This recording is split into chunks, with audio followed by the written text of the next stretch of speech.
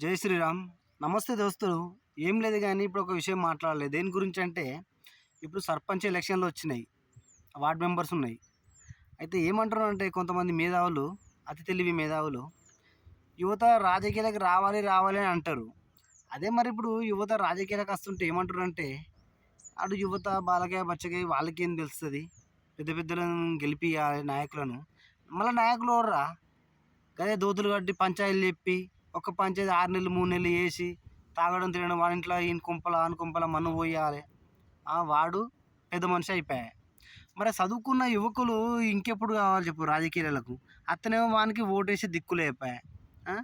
వాడు వేద్దామంటే వాని దగ్గర లక్షలు లేపాయే. ఏం చేద్దాం? ఇంకెప్పుడు మారాలరా? కొంచెం అన్న సిగ్గు శరం మానం తెచ్చుకోనన్నా యువతకు సపోర్ట్ ఇవ్వండి రా బాబు. కొంతమంది, అందరిని అంటలే, కొంతమంది విధవలకు చెప్తున్నా, అవునా కదా? మీరు కూడా ఆలోచన చేయరు. ఎంతోమంది యువత డిగ్రీలు పీజీలు చేసుకొని ఉన్నారు విలేజ్లలో, ఊళ్ళల్లో. కనీసం వాళ్ళకు అర్హత ఇవ్వండి. వార్డ్ మెంబర్గా, సర్పంచ్గా, ఎంపీటీసీగా ఇంకెన్ని కాలం రా? కోటరు బీరు బిర్యానీ ఇవే నా బతుకులు? మారండి జరగన సిగ్గు శరం మానం తెచ్చుకొని మారి యువతకు సపోర్ట్ చేయండి. మీరే కదా ఇప్పుడు మాలాంటి వాళ్ళకు ఛాయిస్ ఇస్తే మేమే కదా భవిష్యత్తులో నాయకులు అయ్యేది, రాజకీయవేత్తలం అయ్యేది.